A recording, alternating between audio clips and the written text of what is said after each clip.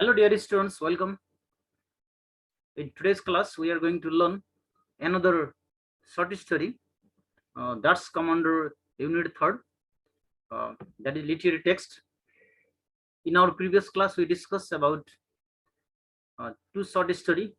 Now it's the third one. आजको कक्षामा हामीले युनिट B.Ed 4th year को लिटरेचर फर ल्याङ्ग्वेज डेभलपमेन्ट अन्तर्गत युनिट 3rd को लिटरेरी टेक्स्टमा हामी सर्ट स्टोरी अध्ययन गर्दैछौँ र हामी सर्ट स्टोरी अन्तर्गत तेस्रो कथा हिल्स लाइक व्हाइट एलिफेन्ट्स को बारेमा चर्चा गर्न गइरहेका छौँ।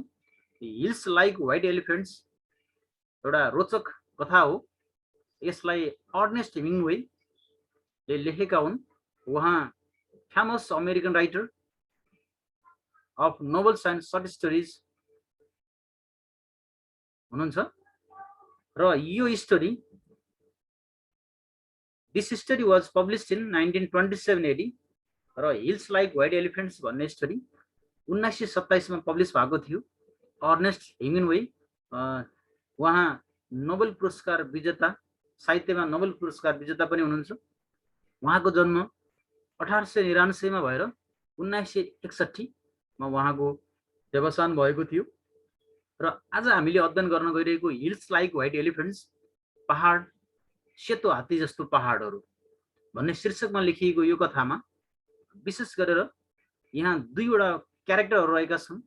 एउटा अमेरिकन एउटा बोय रहेको छ जसको यहाँ नाम उल्लेख गरिएको छैन भन्ने एउटा गर्ल, उसको नाम चाहिँ जिग रहेको छ। The American boy and the girl, these are the protagonist of the story. उनीहरू दुईटा यो कथाको मुख्य पात्र हुन् भने यो कथामा एकजना बारटेन्डर, एउटा स्पेनिस लेडी बारटेन्डरको भूमिकामा छन् र उनले जति बेला यो अमेरिकन बोय र गर्ल चाहिँ उनीहरू एउटा क्याफेमा बसिरहेका हुन्छन् र त्यहाँनिर उनले सर्भिस गर्न आएकी हुन्छन्। ल हामी हिल्स लाइक व्हाइट एलिफेन्ट्स को कथातिर हामी लाग्छौँ र यो स्टोरीमा द अमेरिकन बोय र द गर्ल चाहिँ यिनीहरू स्पेनको म्याड्रिड जाने तर्खरमा हुन्छन्। उनीहरू एउटा रेलवे स्टेसनमा बसिरहेका हुन्छन् अनि उनीहरू ट्रेनको पर्खाइमा हुन्छन् त्यहाँबाट म्याड्रिड जानको लागि। र ट्रेनको स्टेसन नजिकै उनीहरू एउटा चाहिँ क्याफेमा बसिरहेका हुन्छन् र त्यहाँबाट उनीहरूको चाहिँ यो कथा आरम्भ हुन्छ। र यो कथामा यो अमेरिकन बोयले द गर्ल, जिग नाम गरेको गर्ललाई चाहिँ बारम्बार धेरै फोर्स गरिरहेको देख्न सकिन्छ र दुईटा एकदमै अलिकति निराश जस्तो मुद्रामा देखिन्छन्, अमेरिकन बोय र द गर्ल। र अमेरिकन बोयले गर्ललाई चाहिँ तिमी यो काम गर्न डराउनु हुँदैन, तिमीलाई मेरो साथ रहन्छ भनेर उसले बारम्बार केही कुरामा फोर्स गर्न लागेको जस्तो देखिन्छ भने अर्कोतिर द गर्ल, जिग नाम गरेको गर्लले चाहिँ त्यो स्टेसन, ट्रेन स्टेसन नजिकैबाट देखिने पहाडको दृश्य देखेर उसले त्यहाँ भएका पहाडहरू सेतो हात्ती जस्तो देखिएको छ भनेर चाहिँ त्यो अमेरिकन बोयलाई भन्छन्।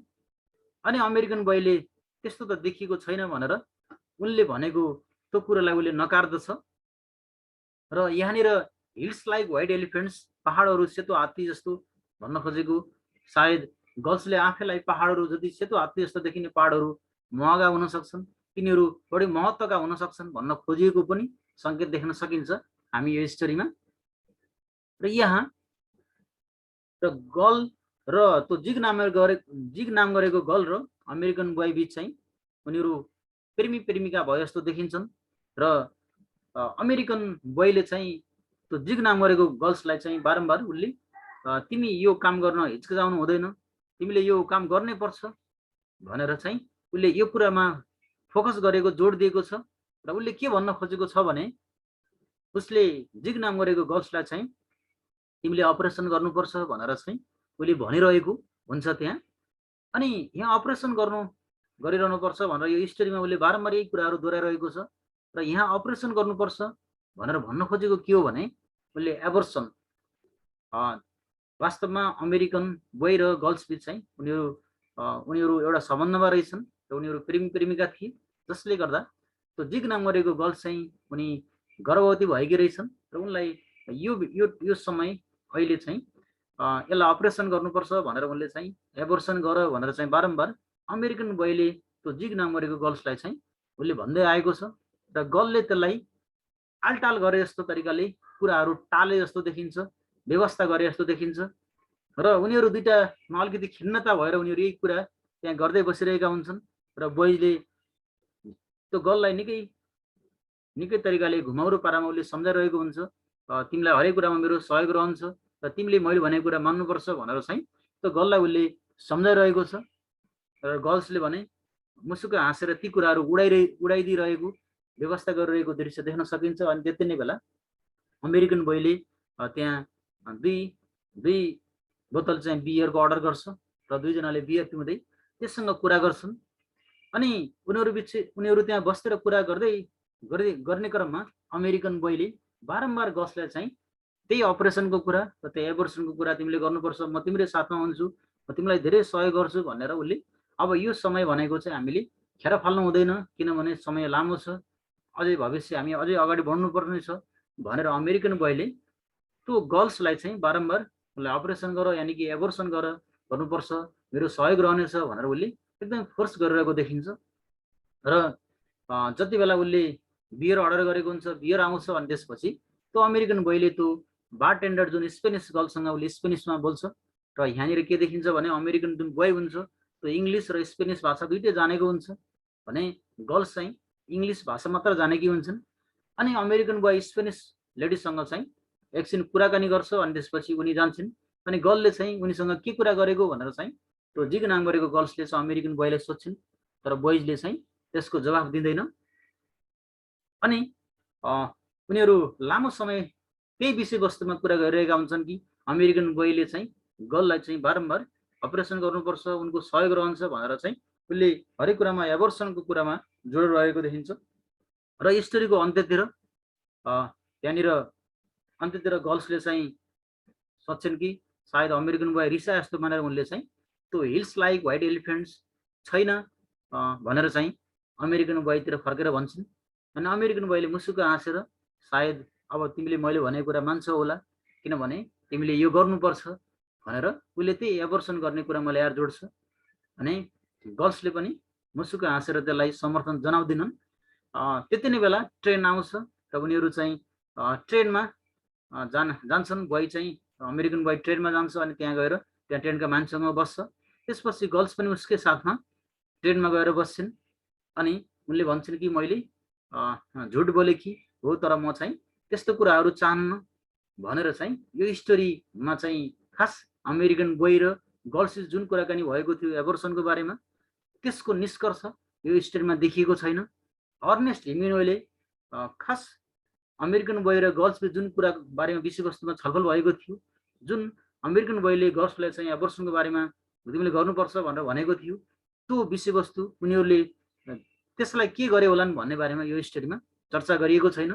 र यो स्टोरीको अन्त्यमा चाहिँ उनीहरू ट्रेनबाट उनीहरू म्याड्रिडतिर जान्छन् र कथा यहाँनिर सकिन्छ।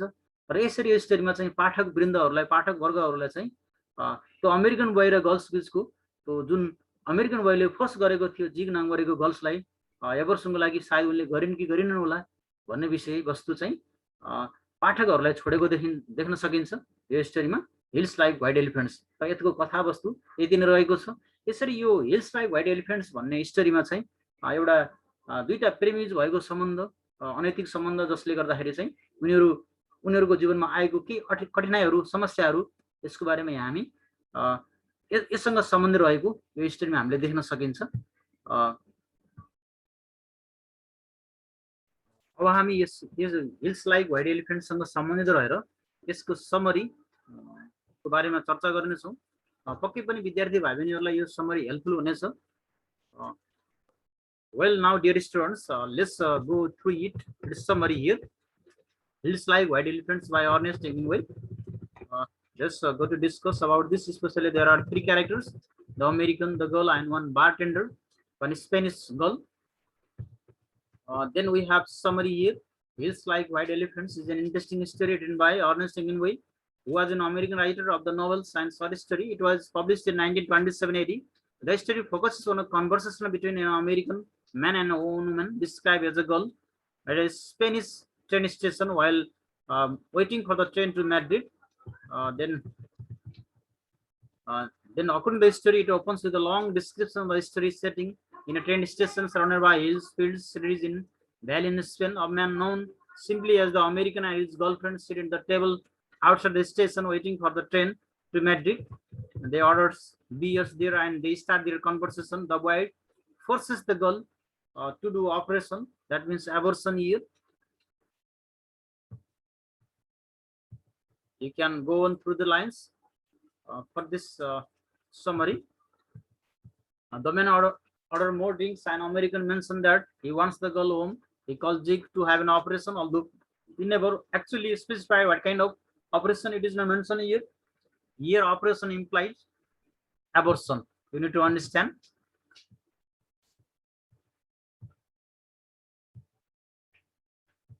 Then the man then emphasizes how much he cares for the girl. He talks about this. Then overall, we will discuss about the main theme of the story here. The main theme of the story is talking versus communicating here. Here is a hills like white elephant is primarily a conversation between the American man and his girlfriend. Neither of the speaker truly communicates with the other, highlighting the rift between the two. That is the idea here. Main theme of the story. One is talking versus communicating. And next one is we can say confronting the future. They both of them are serious about their future. Inability to communicate effectively. Here they are having conversation in different selfishness as well. The nature of selfishness is shown through this story. Too much of good things also shown here. And evasion of responsibility also shown here. Then we have symbols in the story. Some symbols used in the story here. White elephants here and railroad tracks there. And Zaragoza here and green side of the station. That is arid side of the station. Ebro River. Anis del Toro, baggage. These are the symbols used in this story. Hills like white elephants. Well, that is all about this story. Hills like white elephants by Ernest Hemingway. Well, students, I hope you got the concept about the story. If you have any confusion about this story, you can put a comment on this video. Don't forget to subscribe, share, and like this video. Actually, we are studying about B.Ed fourth year literature for language development course. It is unit third literary text. Unit third consists of poems, essays, stories, novels, and drama. In our previous class, we discussed about novels and drama. Now this is the time for telling stories here.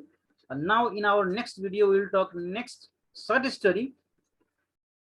Till then, take care. Goodbye. Have a good